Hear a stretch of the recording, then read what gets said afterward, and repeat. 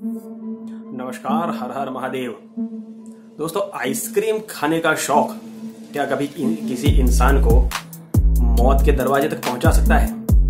कि उसके घर पे मौत की दस्तक हो जाए?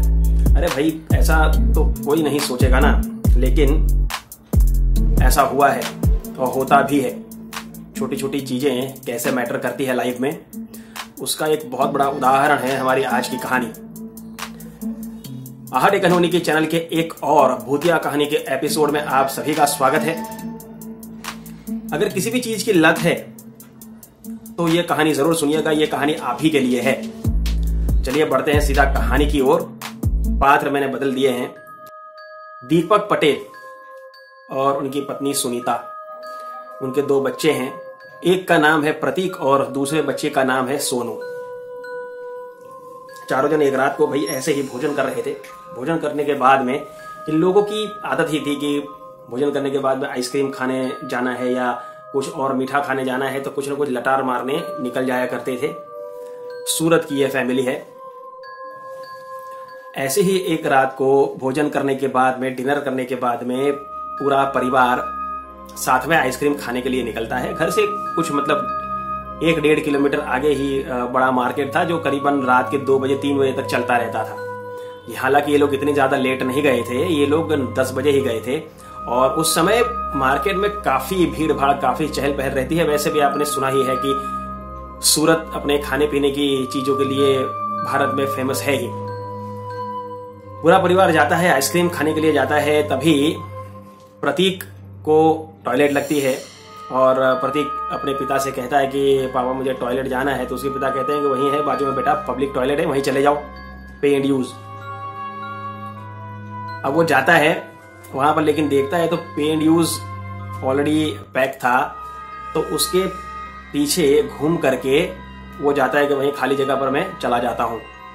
और वहीं जाकर के उसका पैर किसी चीज पे पड़ जाता है तो कुछ टूटने की आवाज आती है। उसकी नजर नीचे गई, उसने देखा तो कुछ मटकी, छोटी छोटी इतनी छोटी छोटी मटकियां रखी थी और मिट्टी के कुछ दिए वगैरह थे जो बुझ गए थे। दिए जल नहीं रहे थे, बुझ गए थे दिए। और एक बाजू में एक बड़ी मटकी थी, एक छोटी मटकी थी। इस तरीके से काफी मटकियां थी। उन्हें किसी को लाल कपड़े से कवर किया था, किसी को हरे कपड़े से, किसी को व्हाइट कपड़े से कवर किया हुआ था। अगरबत्ती रखी थी।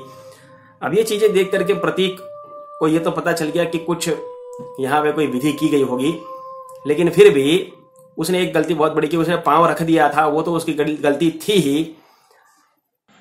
उसने फिर भी वहां टॉयलेट किया और टॉयलेट करने के बाद में जब वापस आया तो अपने पेरेंट्स से कहा कि ऐसा ऐसा हुआ है। उन लोगों ने भी कुछ माइंड नहीं किया। उन्होंने बोला कि अरे बेटा, ये सब तो लोग टोना टोटका करते रहते हैं, फेंकते रहते हैं, कोई उसमें डरने की जरूरत नहीं है। आराम से परिवार अपना आइसक्रीम वगैरह खाते हैं और ये लोग घर चले जाते हैं। घर जाने के बाद में सोनू और प्रतीक दोनों एक ही कमरे में सोते थे और पेरेंट्स दूसरे कमरे में सोते थे और उनके दादा दादी एक और कमरे में सोते थे। रात के करीबन 2:30 बजे प्रतीक बहुत जोर से चिल्लाता हुआ अचानक ही बैठा है और गुर्राने लगा। जैसे कोई जानवर गुर्राता हो, उस तरीके से जानवर गुर्रा है और इंसान उसकी कॉपी मारे तो किस तरीके से हो, वैसे ही वो ऐसा जोर जोर से, जैसे चाहे कोई ताकत आई हो या किसी को मारना हो या बहुत ज्यादा गुस्से में हो, उस तरीके से गुर्राने लगा। और उसके बाजू में ही उसका भाई सोनू, जो उसके गुर्राहट की वजह से अचानक जग गया। उसने अपने भाई को देखा तो आंखों की पुतलियां उसके ऊपर चली गई थी। ऐसे व्हाइट सब दिख रहा था। वो बेचारा डर गया और भागने की कोशिश की। उतने में प्रतीक ने उसे बड़ी जोर से उसकी पीठ पर मारा है। वो वहीं गिर गया नीचे। फिर भी हिम्मत करके चिल्लाते हुए कमरे से बाहर निकल करके भाग गया। जाकर के पेरेंट्स को बताया है। अब ये चिल्लाहट और आवाज से सुनकर के सभी लोग, चारों लोग इकट्ठा हुए हैं, आए हैं कमरे में, प्रतीक को देख रहे हैं। प्रतीक वैसे ही हरकतें कर रहा है और सबको देख करके अचानक ही उठ गया कि कौन हो तुम लोग, क्यों आए हो यहाँ पे? ऐसा करके गया और दीवार में अपना सर टकराने लगा जोर जोर से। और इतनी जोर से उसने सर टकराया था कि उनके कहने के मुताबिक जब उसने सर टकराया तो इतनी जोर से तो कोई नारियल नहीं फोड़ता जितनी जोर से उसने अपना सर दीवार में टकराया था कि जोर से आवाज आ गई थी। इतनी जोर से उसने सर टकराया और 2-3 बार सर टकराने के बाद में वो बेहोश हो गया। यहां से सर फट गया था, हॉस्पिटलाइज किया गया। प्रतीक हॉस्पिटल में रहा 2-3 दिन, लेकिन वहां पे भी उसकी हरकतें वही की वही रही। वहां पे भी वो चिल्लाता रहता। हॉस्पिटल से डिस्चार्ज होने के बाद में उसको घर लाया गया, लेकिन कंडीशन वैसी की वैसी ही थी। वो सुधर नहीं रही थी। वो अपना यूं ही पागलपंथी किया करता, कभी किसी को दौड़ करके मारता, किसी को मारता। तब उसके पिताजी को अचानक याद आया और उन्होंने अपने पिता से चर्चा की, मतलब प्रतीक के दादा से, कि उस दिन ऐसी ऐसी घटना घटी थी और प्रतीक ने इस तरीके से जो टोना टोटका था उसके अंदर पांव रख दिया था। तब उसके दादाजी ने तुरंत डांटा कि तू अब मुझे बता रहा है इतने दिनों के बाद, जब बच्चा इतनी ज्यादा मुश्किल में है। फिर उन्होंने फोन करके पंडित जी वगैरह को बुलाया था। एक पंडित जी घर पे आते हैं, चेक करते हैं।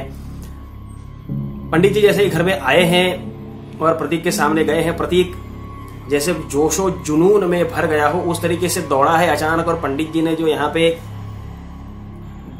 कपड़ा लेके रखा था उस कपड़े को यूं पकड़ करके पंडित जी को कॉलर से झटक के उसने फेंक दिया है, जिसकी वजह से पंडित जी के यहाँ की हड्डियां वगैरह जो है ब्रेक हो गई थी, मसल तक ब्रेक हो गए थे यहाँ के, और वो खुद हॉस्पिटलाइज हो गए थे।